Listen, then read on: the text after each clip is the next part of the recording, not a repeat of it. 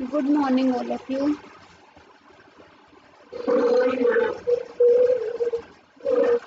Good morning. Today's topic is DCL commands.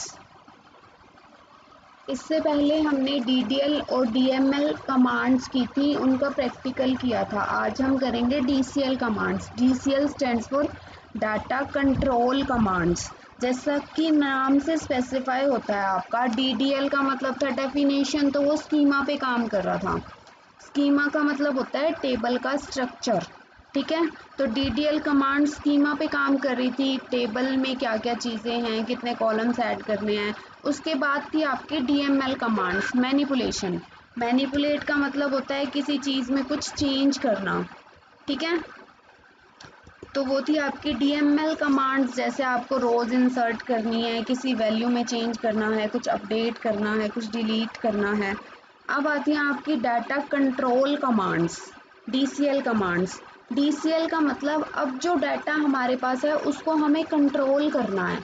किस तरीके से कंट्रोल करना है? जैसे मान लो आपने एंट्री कर दी, कोई कमांड एग्जीक्यूट कर दी। अब आपको लगता है कि वो कमांड जो है हमें एक स्टेप पीछे जाना, तो उसके लिए हमारे पास है रोल बैक कमांड, ठीक है। उसके अलावा अगर आपको परमिशंस ग्रांट करनी है किसी और यूज़र को, तो उसके लिए हमारे पास ग्रांट कमांड।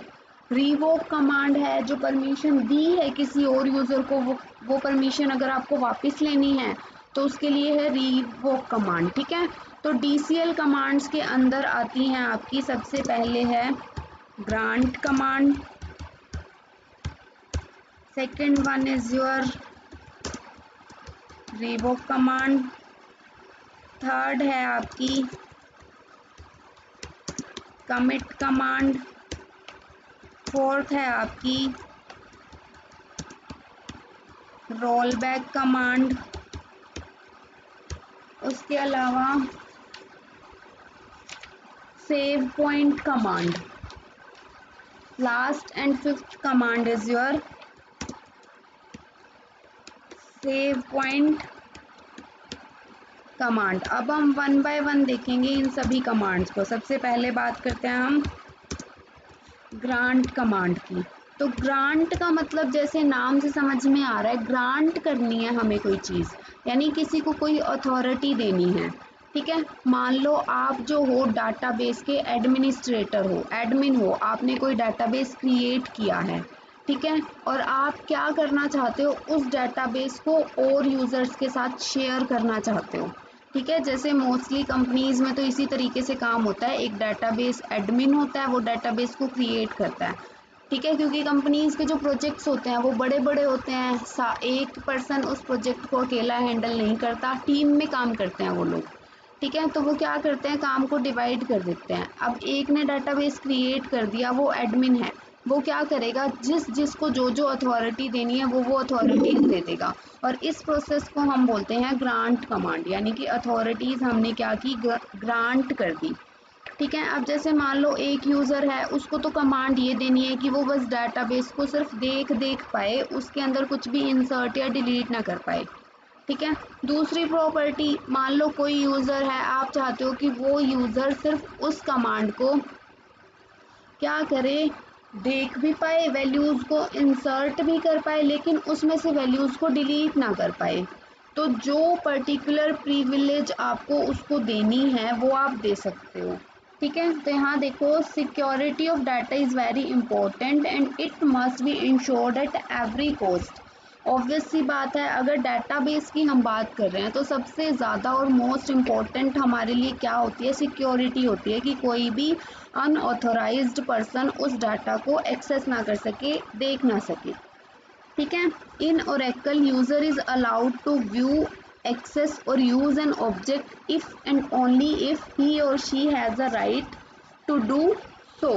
ओरेकल हमें ये फैसिलिटी प्रोवाइड कर रहा है कि सिर्फ वही यूज़र कमांड्स को एग्जीक्यूट कर सकता है या डाटाबेस को देख सकता है, यूज़ कर सकता है, जिसके पास अथॉरिटी है। The rights or permission assign to user to use someone or all of Oracle's resources on server are known as privilege। यही चीज़ कि किसी भी यूज़र को आप परमिशन दे रहे हो, उसको राइट्स असाइन कर रहे हो, तो इस चीज़ को हम बोलते हैं प्रिविलेज, ठीक है। अब जैसे मान लो हमें असाइन करना है कोई प्रिविलेज, तो उसके लिए हमारा सिंटेक्स किस तरह से रहता है। ग्रांट का सिंटेक्स रहेगा आपका, सबसे पहले लिखोगे आप ग्रांट, ग्रांट कीवर्ड लिखा, उसके बाद लिखेंगे हम प्रिविलेज, यानी क्या क्या चीज़ें उसको असाइन करनी है। सिर्फ इंसर्शन असाइन करना है या डिलीशन या सिर्फ देख पाए, वो जो भी करना है वो सभी के सभी इसके अंदर आप प्रिविलेज के अंदर लिखोगे। उसके बाद लिखोगे आप ओन कीवर्ड, फिर आप लिखोगे ऑब्जेक्ट नेम। ऑब्जेक्ट नेम मतलब टेबल का नाम, कि किस टेबल पे आप उसको अथॉरिटी दे रहे हो या किस डाटाबेस पे आप उसको अथॉरिटी दे रहे हो। फिर उसके बाद लिखोगे आप टू, उसके बाद लिखोगे यूज़र नेम, कि किस यूज़र को आपको वो अथॉरिटी देनी है। ठीक है। फिर उसके बाद हम लिखेंगे with grant options. With grant options का मतलब ये है कि ये जो यूज़र नेम है जिसको आप प्रिविलेजेस ग्रांट कर रहे हो, उसको आप ये अथॉरिटी देना चाहते हो कि जो प्रिविलेजेस आपने उसको ग्रांट की हैं वही प्रिविलेजेस वो आगे किसी को ग्रांट कर पाए या ना कर पाए। अगर विद ग्रांट ऑप्शंस लिख दोगे तो वो सेम ऑप्शंस, सेम अथॉरिटीज़ किसी और को ग्रांट कर सकता है। अगर ये चीज़ नहीं लिखोगे, ये देखो ऑप्शनल है जो आपका स्क्वायर ब्रैकेट के अंदर है, तो इसका मतलब क्या होगा कि वो आगे ग्रांट नहीं कर पाएगा लेकिन खुद उस प्रिविलेजेस को यूज़ कर पाएगा। ठीक है। अब एग्जाम्पल के तौर पे, फॉर एग्जाम्पल मैंने लिख दिया, एग्जाम्पल लिखती हूँ मैंने लिखा ग्रांट ऑल टू, सॉरी पहले ऑन जैसे स्टूडेंट टेबल बनाई थी, grant all on student to Ajay, जैसे मैंने ये लिख दिया। इसका मतलब ये है कि स्टूडेंट टेबल जो आपने बनाई थी उस टेबल पे हमने कौन कौन सी अथॉरिटी दी है उसको, सभी की सभी, कि वो सेलेक्ट कमांड भी यूज़ कर पाए, इंसर्ट कमांड भी यूज़ कर पाए, डिलीट भी यूज़ कर पाए, अल्टर भी यूज़ कर पाए, अपडेट भी यूज़ कर पाए। और कौन से यूज़र को दिया है हमने, इस यूज़र को दिया। ठीक है। एक्चुअल में ये कमांड्स कब काम करती हैं, जब आप टीम में काम कर रहे हो, मल्टीपल यूज़र्स एक साथ एक डाटाबेस पे काम कर रहे हैं। कोई आपने प्रोजेक्ट बनाया है और उस प्रोजेक्ट पे मल्टीपल यूज़र्स लॉगिन करके उसके अंदर जो है एंट्री कर पा रहे हैं टेबल के अंदर, तब ये कमांड्स आपकी एग्जीक्यूट करेंगी। ठीक है। इसके अलावा अभी यहाँ तो हमने और लिखा, मान लो हमें क्या करना है, लिमिटेड देनी है, तो मैं लिख सकती हूँ यहाँ पे grant select comma insert, for example select और इंसर्ट देनी है ऑन स्टूडेंट टू रवि। जैसे ये दूसरा यूज़र है, एक यूज़र को तो मैंने ऑल की ऑल प्रिविलेजेस दे दी, दूसरा यूज़र है उसको मैंने सिर्फ सेलेक्ट और इंसर्ट की प्रिविलेज दी है कि वो सिर्फ या तो डाटा को सेलेक्ट कर, मतलब व्यू कर पाए, सेलेक्ट की कमांड लगा सके या फिर इंसर्ट की कमांड लगा सके। ठीक है। क्लियर हुआ सबको ग्रांट कमांड किस तरह से काम करती है, आया समझ में। ओके। उसके बाद सेकंड है हमारी रिवोक कमांड। ठीक है। अब ग्रांट कमांड का रिवर्स है आपका रिवोक कमांड। रिवोक कमांड किस तरह से काम करेगी, आपने जो अथॉरिटी किसी यूज़र को दी है उससे अगर सारी की सारी प्रिविलेजेस आपको वापस लेनी है तो उसके लिए हम रिवोक कमांड यूज़ करेंगे।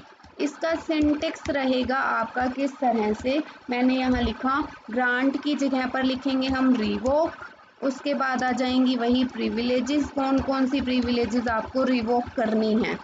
ठीक है। सारी करनी है तो हम ऑल लिख देंगे ऑन, उसके बाद आ जाएगा आपका ऑब्जेक्ट नेम, यानी किस टेबल की हम बात कर रहे हैं। वहाँ पर हम टू लिखते थे यूज़र नेम से पहले, यहाँ पर हम क्या लिखेंगे फ्रॉम, क्योंकि वापस ले रहे हैं, किससे वापस ले रहे हैं, यूज़र से, फ्रॉम यूज़र नेम। ये आपका सिंटेक्स रहेगा। और अगर एग्जाम्पल की बात करें तो फॉर एग्जाम्पल जैसे ये यूज़र है अजय, इससे मुझे क्या करना है, ऑल इसको प्रिविलेजेस मैंने दे दी थी। ठीक है। मुझे क्या करना है, अपडेट की प्रिविलेज इससे वापस लेनी है, तो मैं क्या करूँगी, revoke update on student from Ajay. तो इससे क्या होगा, जो इस यूज़र को हमने सारी प्रिविलेजेस दी थी बाकी सभी तो रहेंगी, सिर्फ जो अपडेट की कमांड है वो एग्जीक्यूट नहीं कर पाएगा, क्योंकि वो कमांड क्या है, मैंने उससे वापस ले ली। ठीक है, और अगर सारी लेनी है, जैसे इसको हमने 2 कमांड दी है रवि को, सेलेक्ट और इंसर्ट, सारी वापस चाहिए आपको तो revoke all on student from Ravi, यानी जितनी दी थी सारी की सारी वापस ले लो। ठीक है, क्लियर हुआ सबको? Yes sir. ओके। उसके बाद थर्ड कमांड है आपकी कमिट कमांड। अब कमिट कमांड किस तरह से काम करेगी, देखो आप जब भी कोई काम करते हो तो काम करने के बाद हम क्या करते हैं, उसको सेव करते रहते हैं बीच बीच में, जैसे एक्सेल में काम कर रहे हो, वर्ड में काम कर रहे हो, या किसी भी सॉफ्टवेयर में काम कर रहे हो आप, तो हम लोग क्या करते हैं, बीच में कंट्रोल एस प्रेस करते हैं, उसको सेव कर देते हैं। ठीक है, और एक्सेल के अंदर अगर आपको कमांड्स को सेव करना है तो हमारे पास कमिट कमांड है। कमिट कमांड से क्या होगा, आपने जितनी भी ट्रांजैक्शंस की हैं टेबल के अंदर, जो भी इंसर्ट किया है, डिलीट किया है, वो सारा काम क्या हो जाएगा, कमिट हो जाएगा। अब कमिट का मतलब किस तरह से, मतलब कैसे कमिट होगा, देखो आप जितनी भी ट्रांजैक्शंस अप्लाई करते हो वो सारी की सारी एक्चुअल डाटाबेस में होने की बजाय आपके बफर के अंदर होती हैं। बफर कैसे, जो फास्टेस्ट मेमोरी है, मेन मेमोरी के अंदर अभी चेंजेस नहीं होंगे, हमारी टेबल उठ के बफर के अंदर आ जाएगी। ठीक है, जो भी कमांड्स अप्लाई करोगे उस बफर के ऊपर होती रहेंगी। अगर कमिट कर दोगे तो वो बफर से क्या होंगी, वो सारी की सारी जो आपने कमांड्स लगाई थी, जो वैल्यूज़ इंसर्ट और डिलीट की थी, वो सारी वैल्यूज़ उठ के और मेन मेमोरी के अंदर कॉपी हो जाएंगी। ठीक है, देखो जब हम कल DDL और DML की कमांड्स कर रहे थे तो उसके अंदर ऊपर हमारे पास ऑटो कमिट का ऑप्शन था। ऑटो कमिट पे अगर क्लिक कर देते हैं तो हम रिवोक नहीं, हम रोल बैक नहीं कर पा रहे थे। रोल बैक का मतलब क्या, हम एक स्टेप पीछे नहीं जा पा रहे थे। जब हमने मेन मेमोरी में चेंज कर दिया, इट मीन्स हम एक स्टेप पीछे जा ही नहीं सकते, क्योंकि हमने जो मेन डाटाबेस के अंदर चेंजेस कर दिए, हमने तो काम को कमिट कर दिया। लेकिन अगर आप काम को कमिट नहीं करते, ऑटो कमिट हटा देते हो, इट मीन्स हम कमिट नहीं कर रहे। तो अगर आप कमिट नहीं कर रहे तो बफर के अंदर हम चेंजेस कर सकते हैं। बफर के अंदर तो चेंजेस हो सकते हैं लेकिन मेन मेमोरी के अंदर चेंजेस नहीं होंगे। तो ये कमिट कमांड है, मान लो हम बफर के अंदर काम कर रहे हैं और ऑटो कमिट के ऑप्शन पे हमने टिक नहीं कर रखा, वो तो चलो इस सेटअप के अंदर, इस सॉफ्टवेयर के अंदर हमारे पास ऊपर ऑप्शन है ऑटो कमिट की, हर एक कमांड जैसे ही एग्जीक्यूट करोगे वो ऑटोमेटिकली कमिट हो रही है। लेकिन अगर आपको खुद से कमिट करनी है तो हमारे पास उसके लिए क्या है, कमांड है। कैसे कमिट करते हैं हम लिखते हैं कमिट सेमीकोलन। ठीक है, तो क्या होगा, जितनी भी कमांड्स लगाओगे, जितनी भी इंसर्शन डिलीशन की आपने कमांड्स लगाई हैं, वो सभी की सभी कमांड्स क्या हैं, आपकी कमिट हो जाएंगी।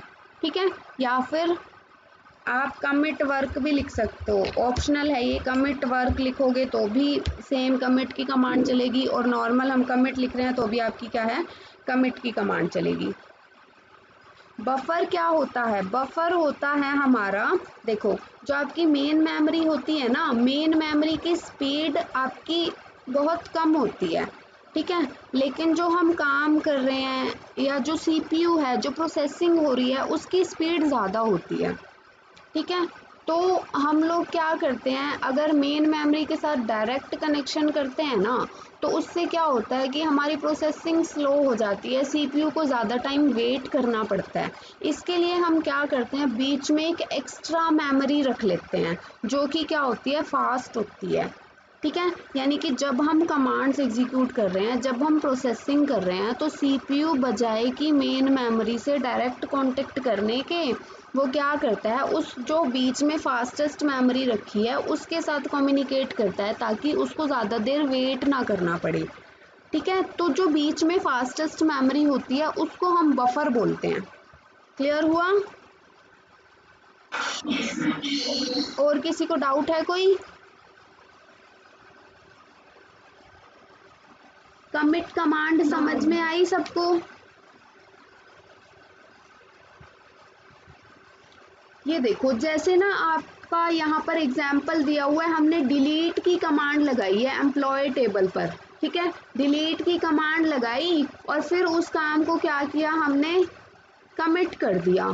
ठीक है, फिर जब सेलेक्ट करोगे टेबल से डाटा को तो आपका क्या डाटा शो होगा, जो हमने डिलीट कमांड लगा दी है, यानी जो हमने वर्क कमिट कर दिया है। अब आप इस चीज़ को रोल बैक नहीं कर सकते क्योंकि हमने काम को क्या किया, सेव कर दिया।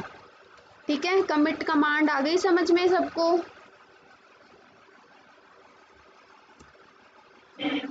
नेक्स्ट है हमारी रोल बैक कमांड। ठीक है, ये कमांड मैंने आपको कल करके भी दिखाई थी, रोल बैक कमांड किस तरह से काम करती है। रोल बैक का मतलब क्या है, हमें एक स्टेप पीछे जाना है।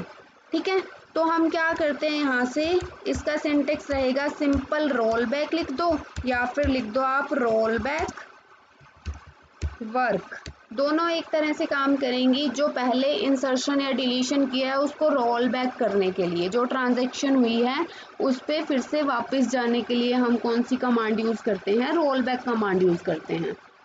ठीक है, उसके बाद लास्ट कमांड है आपकी सेव पॉइंट कमांड। ठीक है, अब देखो रोल बैक कमांड जो हमने की, रोल बैक कमांड में क्या हो रहा है कि हम एक एक स्टेप पीछे जा रहे हैं।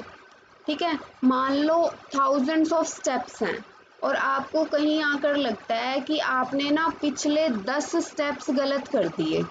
ठीक है, तो लास्ट 10 स्टेप्स को अगर आपको इरेज करना है तो हम बार बार रोल बैक करते रहें, रोल बैक किया फिर चेक किया, फिर रोल बैक किया फिर चेक किया, फिर रोल बैक किया फिर चेक किया, और गलती से एक आधा रोल बैक एक्स्ट्रा हो गया तो दिक्कत। ठीक है, तो उसके लिए हमारे पास एक ऑप्शन है save point command. Save point क्या करेगा, सेव पॉइंट्स बना देगा। जैसे आपने मल्टीपल इंस्ट्रक्शंस परफॉर्म की किसी डाटाबेस के अंदर, ठीक है, आप क्या करो, आपको जहां लगता है ना कि यहाँ पे सेव पॉइंट बना देना चाहिए, यानी कि यहाँ पे एक तरह से कोई फ्लैग या फिर कोई इंडिकेटर लगा दिया कि हो सकता है मुझे इस कमांड तक रोल बैक करने की ज़रूरत पड़ जाए। ठीक है, तो उसके लिए हम सेव पॉइंट्स बना देंगे, और सेव पॉइंट बनाने के बाद अगर रोल बैक करना पड़े तो हम इस तरह से रोल बैक यूज़ कर सकते हैं, roll back to save point name, यानी जो सेव पॉइंट आपने बनाया है उस सेव पॉइंट तक आप कंप्लीट रोल बैक कर सकते हो। किस तरह से, देखो सेव पॉइंट हम कैसे बनाते हैं, ये है पेज नंबर आपका 218 पर। ठीक है, यहाँ देखो एक टेबल दी हुई है आपकी क्लास नाम की, इसके अंदर रोल नंबर्स और नेम्स हैं। ठीक है, अब यहाँ पे हम कुछ कमांड्स लगा रहे हैं। फॉर एग्जांपल मैंने इंसर्शन की कमांड लगाई, मैंने यहाँ लिखा insert into class values 5, Rahul. ठीक है, तो ये कमांड लगी, उसके बाद आपने क्या किया, कमिट कर दिया। अब अगर कमिट कर दिया तो यहाँ तक तो आपका कमिट हो गया, इससे ऊपर यानी ये वाला स्टेप तो अब हम रोल बैक कर ही नहीं सकते, जो ये वाला स्टेप है, क्योंकि हमने कमिट कर दिया।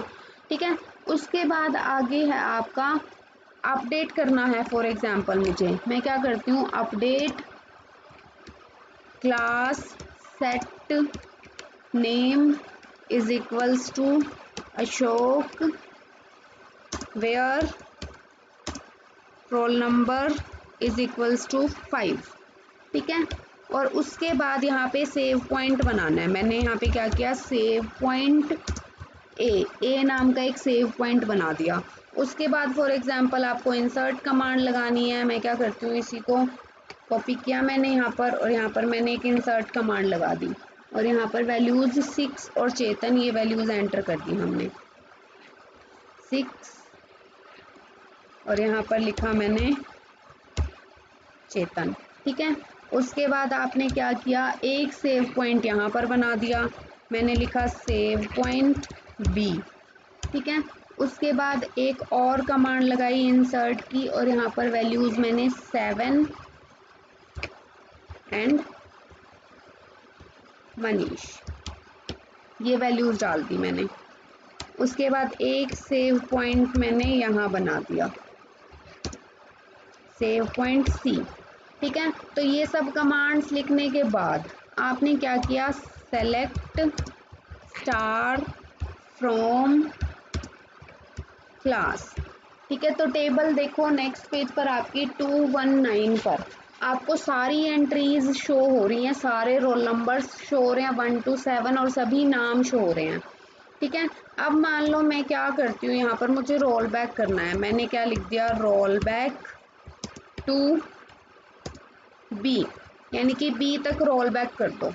जब हम बी तक रोल बैक करेंगे, यानी कि इस सेव पॉइंट तक रोल बैक करना है आपको, तो क्या होगा, इसके बाद की सारी जितनी भी कमांड्स आपने लगाई थी वो सारी अंडू हो जाएंगी, यानी कि जो ये वाली कमांड इस सेव पॉइंट के बाद लगाई थी वो अंडू हो जाएगी, वो रोल बैक हो जाएगी। और अगर मैं यहाँ पे रोल बैक टू ए कर देती तो क्या होता, ए के बाद जितनी कमांड्स लगाई हैं, ये लगाई है इंसर्ट 6 और चेतन, इंसर्ट की हैं वैल्यू 7 और मनीष, ये दोनों की दोनों आपकी क्या हो जाएंगी, रोल बैक हो जाएंगी। ठीक है, तो इस तरह से हम सेव पॉइंट्स को यूज़ कर सकते हैं सो दैट हमें रोल बैक कमांड जो है वो बार बार अप्लाई करने की बजाय सिर्फ एक ही रोल बैक कमांड से मल्टीपल इंस्ट्रक्शंस को आप रोल बैक कर पाओ। कमांड क्या हो जाएगी आपकी, roll back to save point, roll back to save point का नाम। ठीक है, क्लियर हुआ सबको? Yes ma'am. किसी को कोई डाउट है?